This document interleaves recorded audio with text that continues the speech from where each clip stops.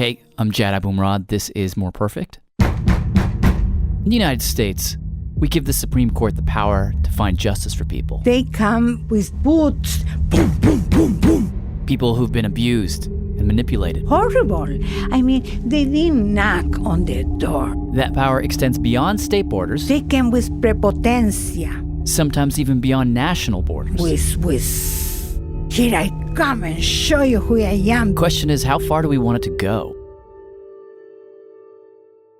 Should our Supreme Court be the Supreme Court of the world? The Honorable, the Chief Justice and the Associate Justices of the Supreme Court of the United States. Oyez, oyez, oyez. All persons having business before the Honorable, the Supreme Court of the United States are admonished to draw near and give their attention. For the court is now sitting.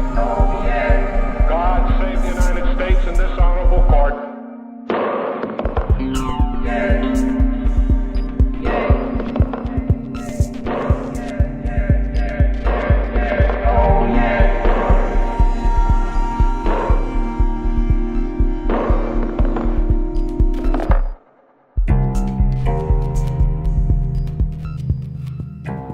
Okay, so I grew up at a time when a lot of people genuinely saw America differently than they do now. This was the 70s and 80s, Carter, Reagan years. And there was a sense, particularly if you were a new arrival, that America was special, exceptional, that we held the world to a higher standard. Certainly what brought my family to America. Okay, so it's not that way anymore so much, and it seems like every day, at least in my lifetime, we're asking the question, how should we feel about that, whatever that is, that higher calling that's somehow, for better or worse, embedded in the idea of being an American? Is that stupidly wrong-headed and arrogant, or is there something in that that we still should embrace? Turns out that argument has been happening in a totally fascinating way at the Supreme Court, centered around this teeny law that seems to ask some pretty big questions about who we are, who we want to be. The story comes from two KPs, Kelsey Padgett. Hi. And Kelly Prime. KP2? KP1. I believe you are now KP1. KP1, okay. You've ascended the ranks. I am now KP2 or 3. No, you're all KP1. 7. Stop it. KP12. Okay, stop. Kelly, start us off. Yeah. So this story begins appropriately enough, not in America, but it starts in 1976 with this woman. I have to get used to. Yeah, is that a little better? Okay. So I guess the first thing, if you could just introduce yourself. Well, my name is Dolly Filartiga. I am from Paraguay. Paraguay, it's this small country right on top of Argentina. And Dolly's family, the Filartigas, are a pretty big deal over there. What happened in my family was that my grandfather was very rich. The Filartigas made their money exporting tobacco to Europe for big cigarette companies like Gitan. Le plaisir de fumer. It was a family that owns a beautiful house in the countryside. Lots of land. 2 airplanes. Now this could have been Dolly's life. But it wasn't going to be like that. And it wasn't because of her father.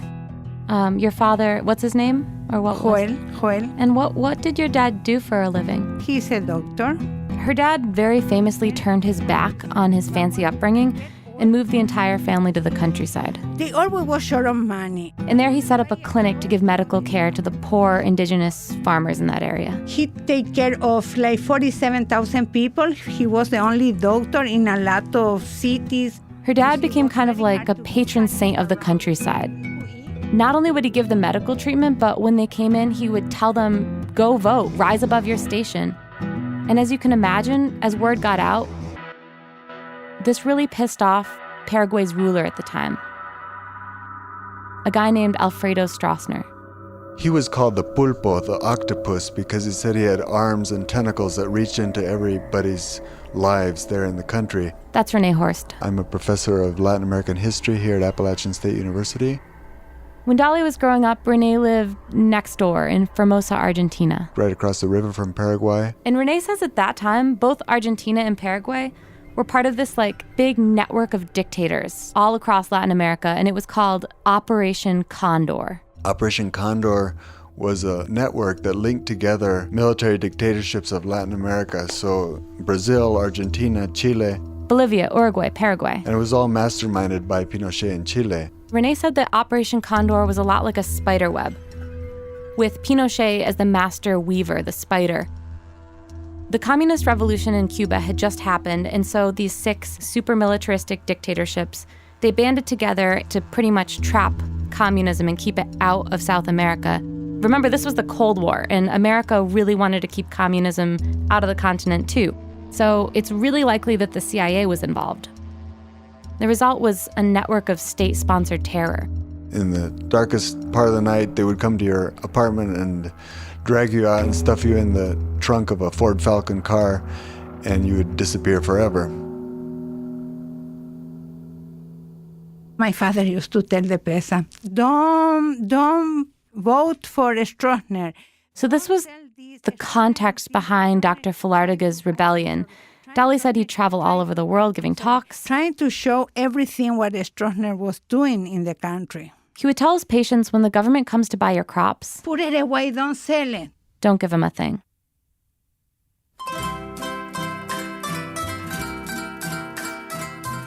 Dolly tried her best to ignore all this. We didn't get along with my father. I have to say that. So, when I get older, she moved away from the country. And I came to the city to live. What city was it? Asunción.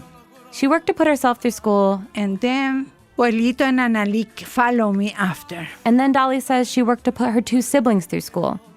Her sister, Annalie, at the time was 14, and her brother, Joelito, was 17. Love Joelito. He was her favorite. Joelito looked like my mother. Green eyes, castaño hair, like her. I know that he had a lot of girls that crushed on him. This is Dolly's daughter, Paloma. Very handsome, yes. But he wasn't a player or anything. And what was Joelito's personality like? Was he loud? Was he quiet? You see those people that say things and you laugh because he's so funny all the time? Those people that take jokes? Comedian? Comedian. We always saw that he would become a comedian. He was very funny. So you two were close? Very close. So that's the backdrop. 1976, Dolly's in the city with her 2 siblings, while her dad's out in the country, drumming up opposition to the regime. At that time, Joelito, he tell many friends that he feel that he was being followed. He didn't want to tell us because we always tell him to be careful. Even my father, Joel, used to tell him, be careful because you are, Joel, my son. And at that time in Paraguay, it was well known that there were spies everywhere. The put away. Put away is an expression in Guarani. A person with hairy feet with hair is called a piragüe. It's a nickname for informers of the regime. So things were already tense. And then, on March 29th, 1976, Dolly and her siblings are turning in for the night. Around 11, maybe. Dolly and Annalie both sleep in one bed. And Joelito has his room. And so he went to brush his teeth, and then good night. And what happened was that we heard in the middle of the night, maybe 3 o'clock, was the bumping in the door, but with the shoes. And she wakes up like, what's happening? She throws on a coat over her nightgown to cover myself. And she goes to the door, where she finds a cop.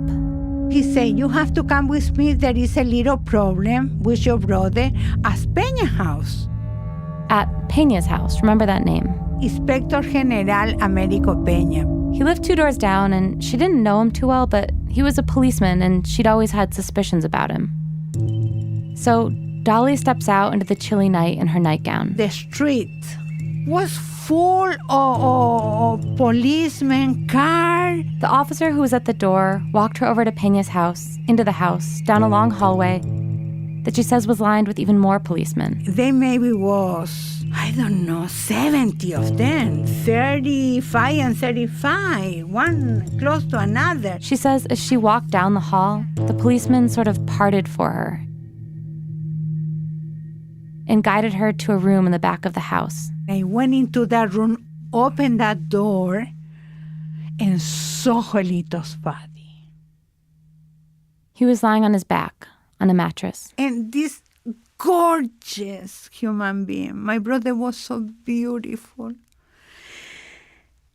His body is covered in gashes. You can see where he's been stabbed over and over again and maybe tied up. They burned him. They cut him. I found the teeth out. There was an electrical wire attached to his genitals. Monstruoso. Terrible. Terrible. You don't know how to explain how other human being can do that to another one who never did anything to you to I don't know. Dali says she bolted out of the room and immediately ran into Inspector General Peña. He was standing in the doorway. I saw Peña in my way. Peña told me, you better shut up. Here is the thing that you deserve. And you better keep quiet because next time will be you something like that. You see? He told you next time it would be you? Yeah, and your family. You better shut up. I say, I am Dolly Filartiga. You don't know who I am. I am Dolly Filartiga. You made me shut up today, but tomorrow everybody will know what you did to my brother. Over the next 3 years, the family tried to get justice. They sued Peña in the Paraguayan courts, but their lawyers were threatened. One was disbarred. When Dali and her mom testified against Peña, they sent us to jail. So we went to jail. When Dali and her mom got out of jail, they raised publicity. I'm showing what they did to my brother. They convinced reporters to write newspaper articles to call for an investigation. But before anything could happen, Peña... he disappeared. He vanished. He fled the country altogether. So the question is, if you're Dali, what do you do?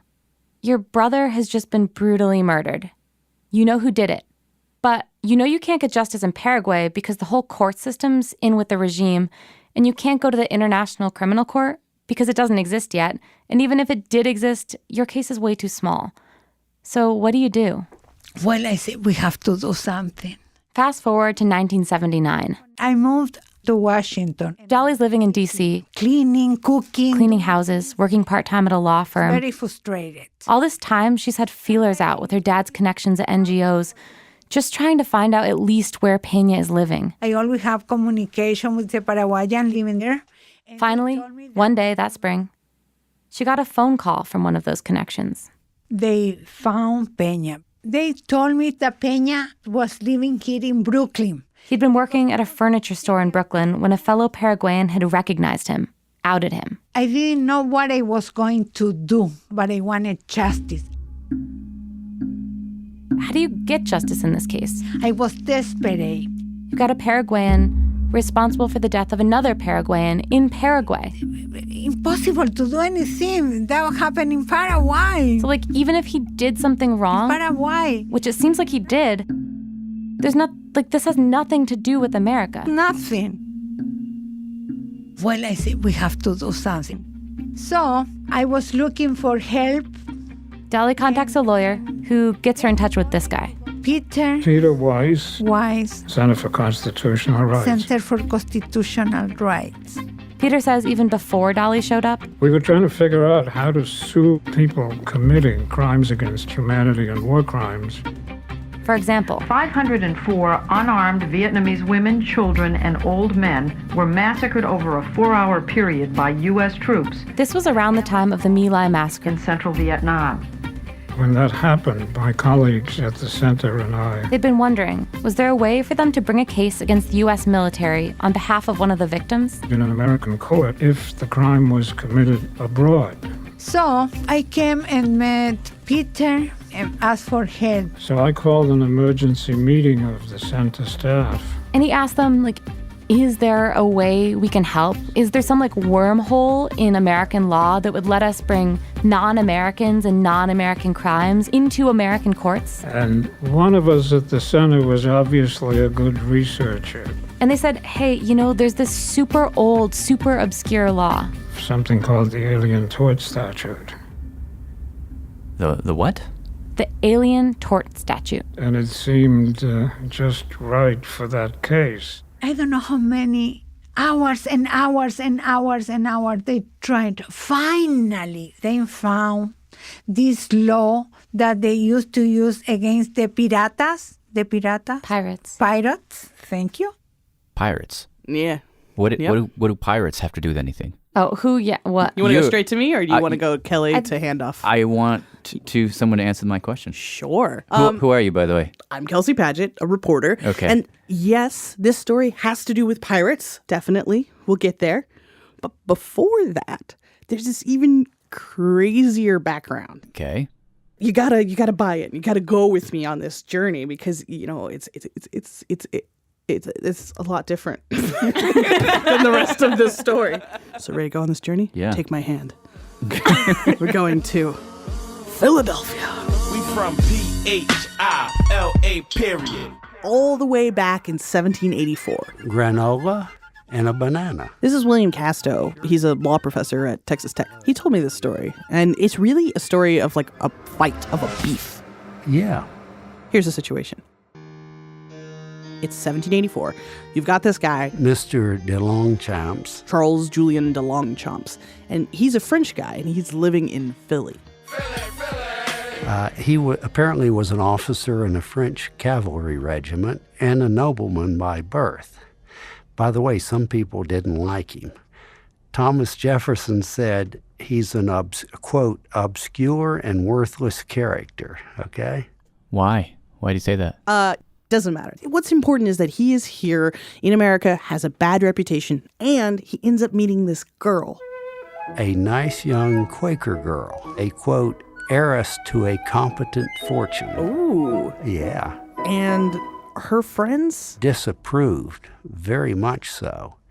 And so they started circulating rumors around town, around Philadelphia, that Longchamp was a liar, that he was not of noble birth and wasn't even an officer.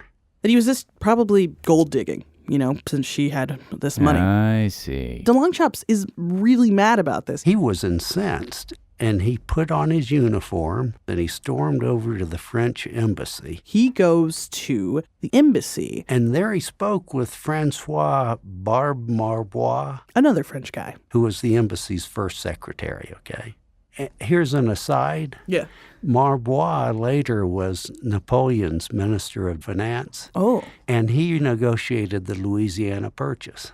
Oh, wow. But that's just an aside. Point is, Marbois is an important dude. But, the other French guy, de Longchamps, the maybe scoundrel guy, he walks in and he's like, I guess he doesn't show a lot of respect. He's like, I need you to drop everything and help me out with this situation because people are spreading rumors about me. They're saying I'm not a nobleman or whatever. I need you to stand up for me. And Marbois refused. We don't know why. At any rate, in response, Longchamp shouted at Marbois, I'll translate it, I will dishonor you. And then he called him, and this is a translation, a laughable scamp. Which is kind of, can you imagine people calling someone a laughable scamp today? It seems tame, honestly. Very tame. But those words would create a national crisis. In fact, everything we're talking about today goes back to this little confrontation.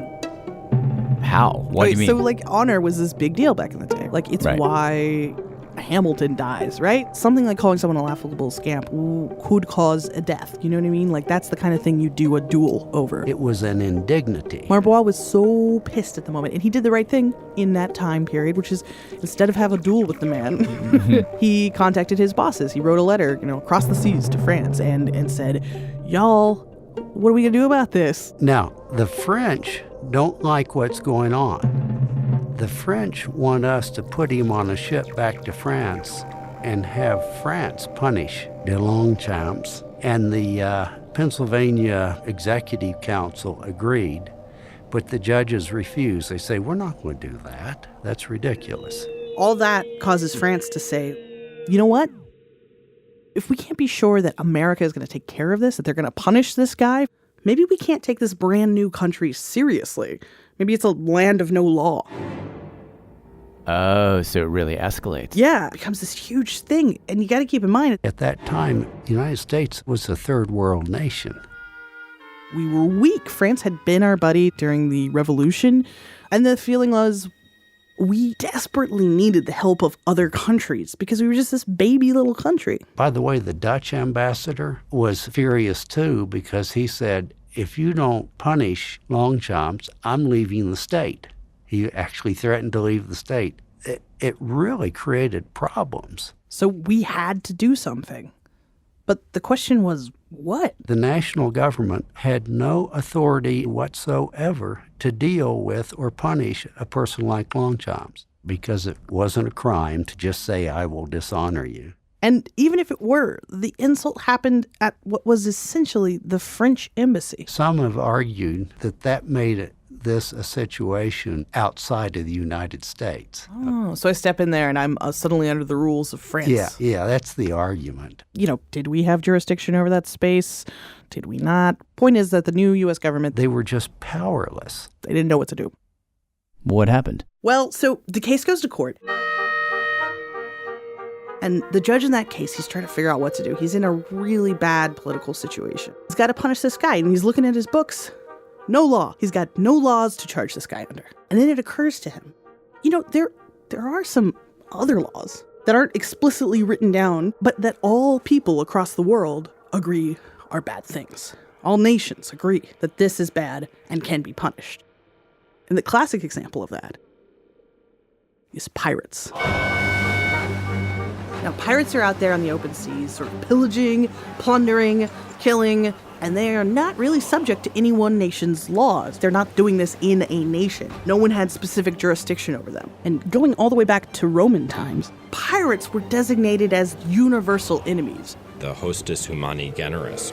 That's Samuel Moyne, history professor at Yale University. The phrase in Latin is hostis humani generis, which means the enemy of the human kind or race.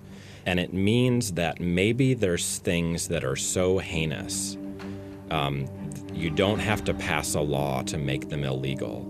And you don't have to be empowered to stop or punish the perpetrator of such crimes because they're just so bad. And piracy was the classic example. Okay, so what the judge decides is that this French guy in Philadelphia who insults the fancy French guy in Philadelphia, the way that we're going to solve this is by saying that the insulter, he's a little bit like a pirate. Now, he doesn't use the term pirates, but it's the same concept. He said that guy, de Longchamp, has broken international norms. He is guilty of an atrocious violation of the law of nations. He not only affronts the sovereign he represents, but also hurts the common safety and well-being of nations. He is guilty of a crime against the whole world. And that's a quote from the ruling. They then fine him 100 French crowns and 2 years in jail. 2 years? 2 years. For That's saying, a lot. for basically, I will dishonor you. Wow. Okay. This move by the judge, it basically works. Marbois and France feel good. Their honor's been protected. The Dutch ambassador doesn't leave. He stays. But more importantly for our story, in 1789, Congress passes some of their very first laws. There's like this one big bill about courts. And in there is this thing called the Alien Tort Statute. The Alien Tort Statute, you know, it was written into law to deal with this kind of situation where a diplomat is insulted or attacked or something like that. But more generally, it was meant to connect U.S. law to international law. The law basically says, and I'm simplifying this a bunch, but it basically says, like, if somebody violates international norms, you know, like a crime against the whole world, they can be sued in U.S. civil courts. Wait, you're saying there was a law from the beginning that allows non-U.S. people to sue each other for non-U.S. crimes in U.S. courts? Yeah. It's so weird. But like the thing is, this is Kelly again. Hello, Kelly. When it comes to this law, like forever, no one actually used it. It was barely mentioned for 200 years. Why? Why didn't it come up? If you think about it, though, it kind of makes sense it wasn't used because it was a super specific law. Like, this was a weird circumstance in which we really needed to bring international law and use it inside our borders. But that kind of thing, like diplomatic fights, like that didn't happen very often. Yeah. And more generally, the prevailing idea at the time was that internationally, we should kind of stay in our lane. Like, if you're going to come into our country and mess with our citizens, like, yeah, we're going to do something about that. But if you want to do something to your own citizens, that's not my business. There's an old idea that in every country, the government can do to its people whatever it wants, and nobody in any foreign country, no foreign government has any business telling them what to do.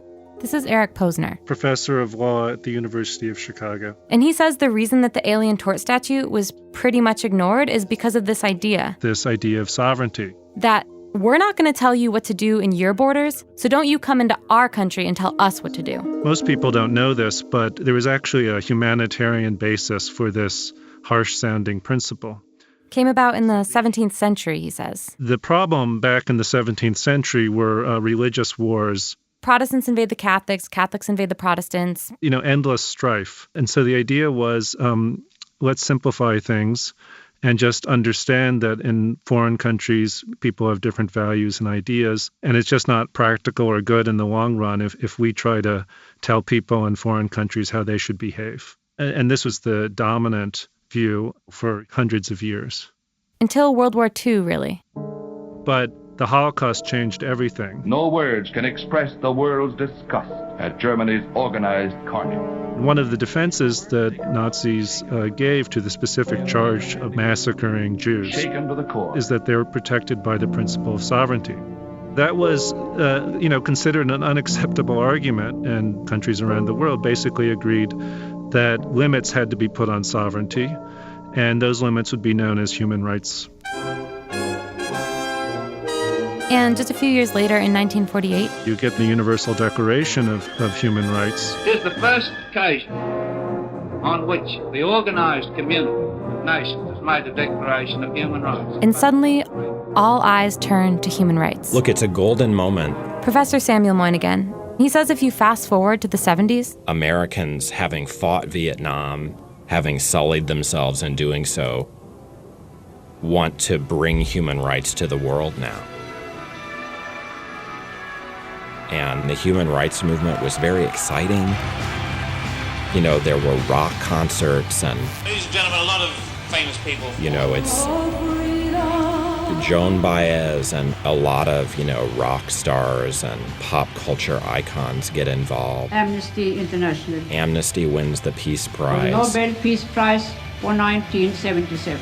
As long as I am president, Jimmy Carter's inviting the government of the United States, dissidents from Eastern Europe to visit the White House. Continue throughout the world to enhance human rights.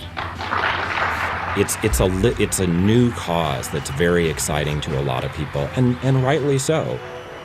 It would be great if America could make the world a better place.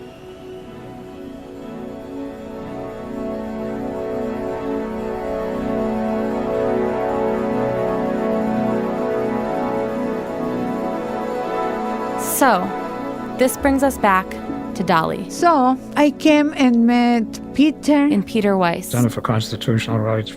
Trying to figure out how to bring Dolly's case to U.S. courts. That's the context. America is having this moment with human rights, and we want to bring it to the rest of the world.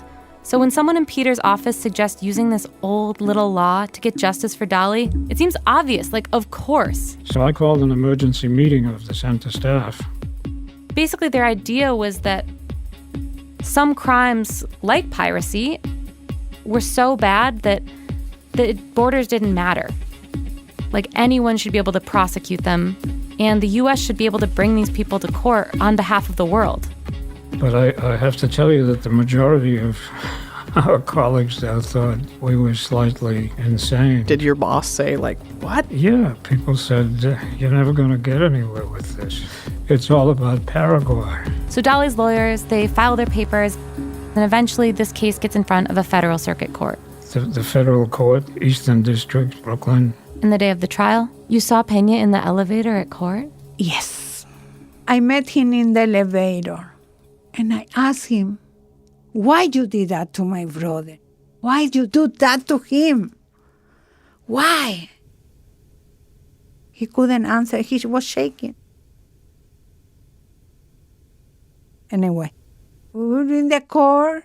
He's a Paraguayan, I am too, and so what? In the court, they submitted autopsy reports. We bring the photographer, pictures. We bring picture of him with the mattress. Joelito was in a mattress, tying the feet and the hands like this. And Peter says that after he made his argument, an interesting thing happened. When I finished my argument, the judge started to go back to his chambers, and before he got out of the courtroom, he turned around and said, "Interesting case." Ooh, so what happened? Well, the judge ruled against them. But they appeal. Then it goes up to the Second Circuit. And ultimately, a judge orders Peña to pay $10 million to Dolly and her family. They won? Yeah. What happened was like a miracle. I was able to get justice in the United States. In the Filartica case, they convinced the Second Circuit that the Alien Tort Statute It wasn't just for stuffy diplomats anymore. was for human rights. Period. They say, look, torture is now like piracy. And this ruling sets off And then we're off to the races. an explosion of cases. I mean, in 1984, you had Talleyrand v. Libyan Arab Republic, and It's unbelievable. 85, the Soviet Union, then Dartel v. USSR. 1987, there was a case from Argentina called Forti v. Suarez Mason. It's wonderful. 1991, Guatemala. 1993, Ecuador and Peru. 1995, former Yugoslavia. In 1999, Chile. There was a case.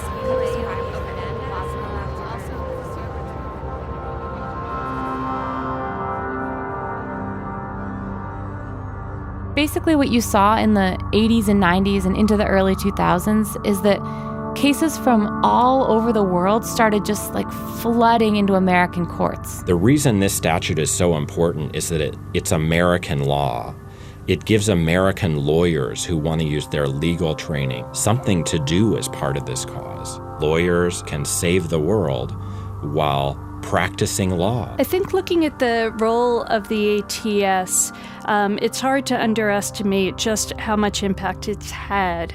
This is Catherine Gallagher, also from the Center for Constitutional Rights. The Alien Tort Statute over the last 35 years has become the source of almost all significant human rights litigation in the United States and indeed in the world. And that's John Bellinger, legal advisor for the Department of State from 2005 to 2009. Before Filartica, there was very little that victims of human rights violations could do. There were a lot of folks, especially in the American legal system, who felt like America had never been a greater force for good in the world.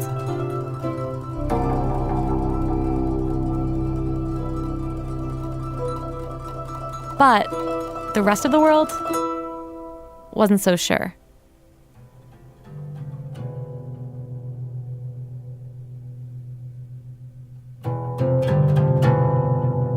That's coming up.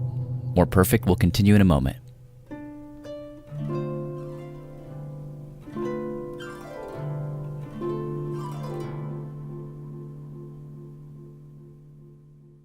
This is More Perfect. I'm Jad Abumrad. Back to the two KPs, Kelsey Padgett and Kelly Prime. Here's Kelly. Where we left it, Filartica just happened. We had an explosion of cases. American human rights lawyers were feeling really good about themselves. But diplomacy is a delicate thing. Many foreign governments, including many Western democracies— that's John Bellinger again— Great Britain, Australia, Germany, Switzerland, would regularly complain to me as the legal advisor of the State Department that they thought that the Alien Tort Statute was in fact itself a violation of international law because it allowed U.S. judges to have jurisdiction over actions that had absolutely nothing to do with the United States. But instead of dialing it back, human rights lawyers, they decided, like, why not push it even further. So around 1995, they made a big leap. They decided that instead of just going after individuals, like foreign government officials, they were going to use this law to go after foreign corporations. When the first Alien Tort Statute cases were filed against corporations, these cases were really seen as slightly crazy. How can you do this? These are corporations. These are not governments. These are not dictators. How can you sue them under this law? But what human rights lawyers said was, if Dolly's case showed us that this law is about modern-day pirates, what better example of pirates do we have nowadays than multinational corporations? If you want to go all the way, you could say they're these big, massive entities that just can reach out their tentacles into any country. They float between jurisdictions, move from one to the next, and commit brutal crimes. Like sometimes they empower dictators to commit those crimes. And when you try and pin them down, like when you want to hold them accountable, they can just vanish. So yeah, all of that sounds, really abstract. For me, it didn't really register like why you would go after a corporation until I heard this story, the story of Ken Saro-Wiwa. I grew up in a political household in that my father was a national figure because he was a writer and a commentator in newspapers. Just like Dolly, Ken had this famously outspoken dad. Very much a social critic. He was a famous thorn in the side of the regime. The regime in this case is this military dictatorship in Nigeria. New Year's Eve, the military deposed the civilian democratically elected President Shagari. In the 80s and 90s, Nigeria went through a series of military coups. And Ken's dad, who actually wrote a sitcom that was very famous, millions of people around the country watched it, he would make jokes about the regimes. He would write articles about them. And, the subject of both his columns and his television program were the inequalities of Nigeria's political system. The situation at the time in Nigeria was that you had tons of oil under the ground. An estimated $30 billion worth of oil. And in order for the military regime to get that out, they partnered with a division of Shell. Shell companies in Nigeria are supplying domestic gas and generating electricity. The problem was, the people who lived on the land where the oil was, they're really poor. And they weren't given barely any of this money. And against that, to add insult to injury, unchecked oil production was creating an environmental disaster in our community. What we are working on now is crude oil. This land is lost for the next 1,000 years. This is a clip of Ken's father showing a reporter ruined farmlands. An oil pipe burst here in 1970. Oil still seeps to the surface. Nothing is going to grow here. It's a land that's been devastated by oil production. In some places, surface water contains 900 times the accepted level of benzene, which causes cancer. So Ken's dad, he was writing articles about this. He was speaking out about it. But eventually he decided that wasn't enough. And he decided, I think, in the late 80s that he was going to take to the streets. Indigenous people have been cheated through laws. And in 1993, he organized Ogani Day, where 300,000 people came out to protest. We are going to demand our rights peacefully, non-violently, and we shall win.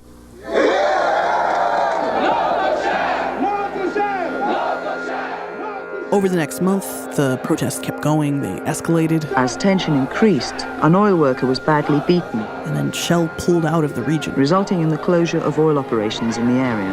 And they took millions of dollars with them. And the government depended almost solely on the revenues from that one economic activity.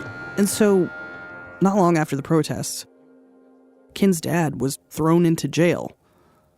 And Ken Jr., he begins frantically traveling the world trying to raise awareness about his dad's situation. To publicly put pressure on General Abacha, the Nigeria's head of state. And on November 10th, 1995, 2 years after his dad had been arrested, Ken is at this international conference in New Zealand trying to sort of lobby world leaders. And he says that after dinner, he just got this funny feeling. I remember walking across one of the streets and I just saw the sunset. That evening. It was a beautiful sunset, actually. There's a big red sun just sinking into the bay. And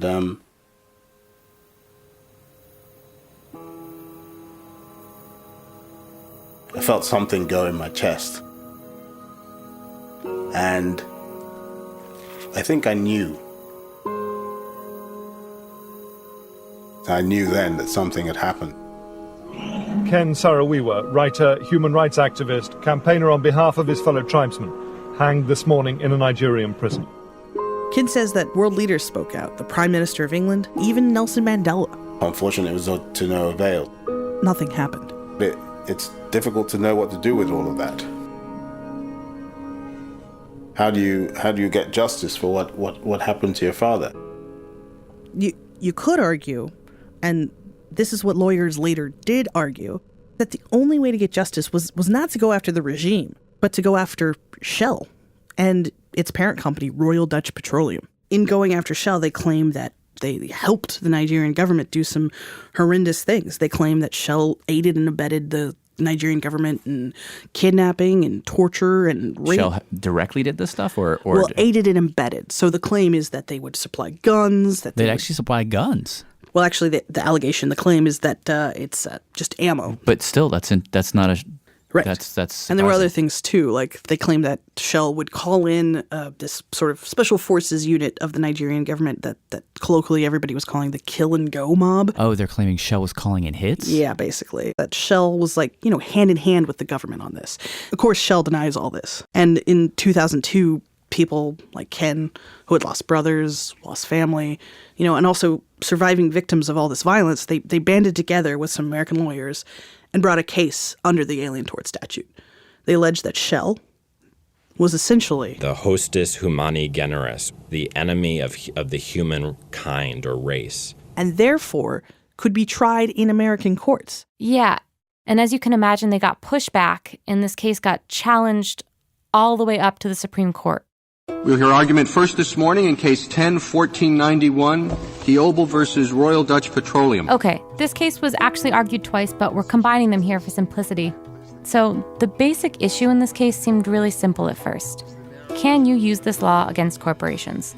Like if you read the Filartiga decision, the torturer has become, like the pirate and slave trader before him, an enemy of all mankind. This is Justice Kagan actually reading from the Filartiga decision and saying, we gave the stamp of approval. The courts have said this is okay. But there were certain categories of offenders who were today's pirates.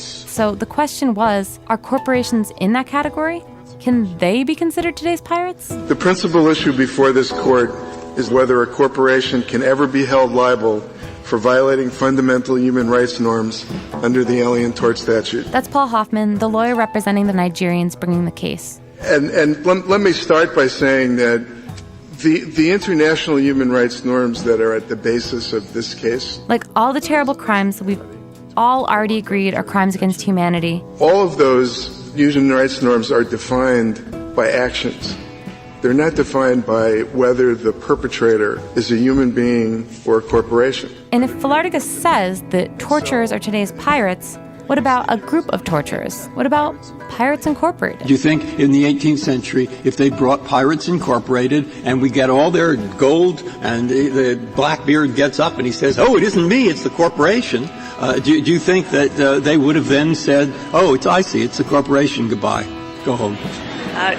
That's Justice Breyer basically agreeing that in this case, to differentiate between a corporation doing bad things and a person doing bad things, it's kind of silly. This case clearly struck Justice Breyer powerfully. The question to me is, who are today's pirates? He says Adolf Hitler was like a pirate. If Hitler isn't a pirate, who is? They're the dread pirates of our time. And we have treaties that say there is universal jurisdiction. The Alien Tort Statute, as it was applied to human rights cases from Filartiga on, is part of a trend in the world today. The trend in the world today is towards universal justice for people that and corporations that violate these kinds of norms. That's the trend. In fact, the United States has been the leader in that. Our government has proclaimed our leadership position. We thought the argument went extremely well, and we really did not see how we should lose. But then it was Shell's turn. The trouble is that the choice to pursue corporations Samuel Moynihan might have killed the goose that laid the golden eggs, because on the one hand, it makes sense to shift to corporations. They have the money. On the other hand, corporations will use their money to hire the best lawyers they can buy. Lawyers like Ms. Sullivan? Kathleen Sullivan. Mr. Chief Justice, and may it please the court. When Kathleen Sullivan got up there, she and the defense team basically sidestepped the whole issue of whether corporations should or should not be considered pirates, whether this law should or should not be applied to corporations. They actually went bigger. They started talking about all the reasons why actually using the A.T.S. for non-American crimes might be a really bad idea for anyone.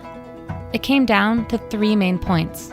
1, reciprocity. We fear that if we say that a United States court can be open to try any accused law of nations violator for anywhere in the world, regardless of the place of the conduct, the other nations of the world might seek to do the same to us. Basically, if we can take people from other countries and try them in our courts, what's stopping them from doing that to us? That should inform your decision today. And the second point made by Shell. That's where the offense to the principle against international friction is at its highest. International friction. Like, this could cause a diplomatic nightmare. You're basically saying to other countries, these judges that you didn't elect, we didn't elect them either, frankly. I didn't vote for them. You didn't vote for them. They were appointed. And now they're going to be patrolling international law? Are we really comfortable with that? And I want to stress that our point is that the U.S. is projecting here our law onto foreign countries. And finally, and the statement of the case is really striking. This case, on the most basic level, what business does a case like that have in the courts of the United States? How is this any of our business? There's no connection to the United States whatsoever. It's a point that really jived with Justice Alito. Why does this case belong in the courts of the United States? Well, it has nothing to do with the United States other than the fact. In a way, in that moment, he sort of captured how America had shifted. We didn't want to pretend to be that shining city on the hill anymore. That was over. I have the opinion for the court in case number 10-1491, Kiobel and others versus Royal Dutch Petroleum Company and others. In the end, the court decided to rule in favor of Shell and Royal Dutch Petroleum. The Chief Justice wrote the decision. Justice Story wrote in 1822 that no nation has ever yet pretended to be the custos morum of the whole world, the guardian of morals of the whole world. First, it's just a matter of common sense that when Congress passes a law, it is passing a law that applies in the United States and not some other country, unless the law tells us otherwise. Second, regulating conduct abroad risks serious foreign policy consequences, and courts are and should be reluctant to invite such consequences unless that is what Congress clearly intended. We see no reason to He says that extraterritorial conduct that's outside the United States, isn't going to count. There has to be some relationship to the United States. Basically, they took the A.T.S. and they clipped its wings. Do you feel like I'll tell you the thought brewing in my mind, and I'm wondering if you would agree or you think it's stupid. Mm-hmm. The sense that I have with the A.T.S. is that it came about at a moment of great idealism and hope. Mm-hmm. And now, after the fog is cleared, so to speak, it seems to represent not just hope, but naivete. Mm-hmm. The fact that we think we can change the world, that it's that easy. The A.T.S. and its falling out of favor somehow represents in a way the way in which we've all had a kind of sober awakening. I wonder, do you feel like human rights, in the way we understood it, is dead? No, I think it's transformed our idealism. But maybe the disaster in Kiobel was a moment of kind of stepping back to think a bit more broadly about how we can make the world a better place. And Samuel Moyne says we do need to rethink some things. Frankly, it's a little dishonest to just pretend that America brings justice to the world. America was founded on the idea of human rights. Ours was the first nation in the history of the world to be founded explicitly on such an idea. Which is not really true. And as they've presented their cases, the human rights movement leaves out how much the United States has often been involved in the evil they're portraying in court. So at the very least, he says that what this decision shows us is that before we run around judging other countries, we should take a hard look at ourselves. Absolutely. But more importantly, in the end, we can't avoid the question, what's the best bang for our buck? It's just not proven yet that A.T.S. is it. He said all you really had was a few individuals who won cases, and by the way, most of them never got any money. Really? Yeah. Dolly didn't get paid. You know, after she won, Peña fled. Again. And so, in a way, the Alien Tort Statute didn't have far to fall to begin with. Oh, so they're just symbolic victories. You could definitely see it that way. Do you feel like you got justice? What did you get after this? Yes. But Dolly Flártega doesn't. You didn't get any money back, correct? Yeah, but it never was for the money. Listen, the money won't pay. Don't bring me back, Joelito. I find that Joelito no murió de balde. I know how to say that in English sometimes, but there was a reason. Yes. I lost a brother. But when we won the case here in New York, in the United States, I get so many other brothers and sisters through all over the world that I find that Joelito didn't die. Joelito lives forever.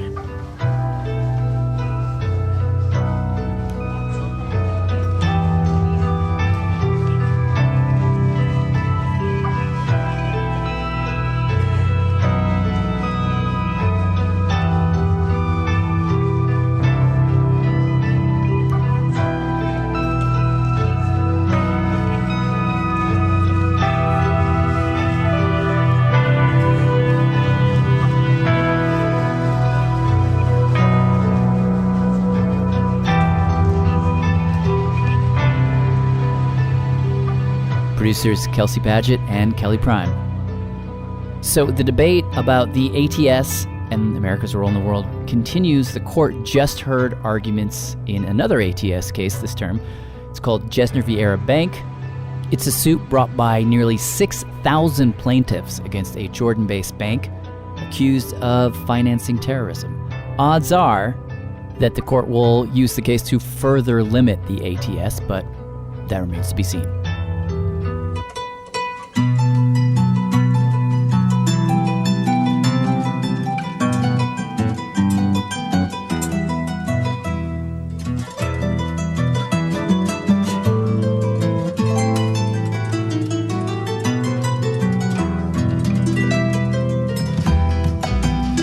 Okay, More Perfect is produced by me, Jad Abumrad, with Susie Lechtenberg, Julia Longoria, Kelly Prime, Sean Ramaswamy, Alex Overington, and Sarah Kari.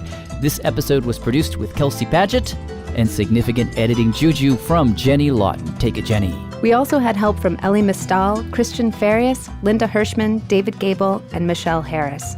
Supreme Court audio is from Oyez, a free law project in collaboration with the Legal Information Institute at Cornell.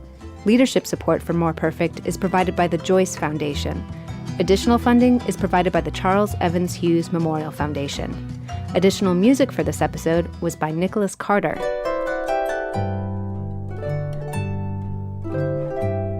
And on a sad note, Ken Sarawiwa Jr., who appears in this episode, passed away in October 2016.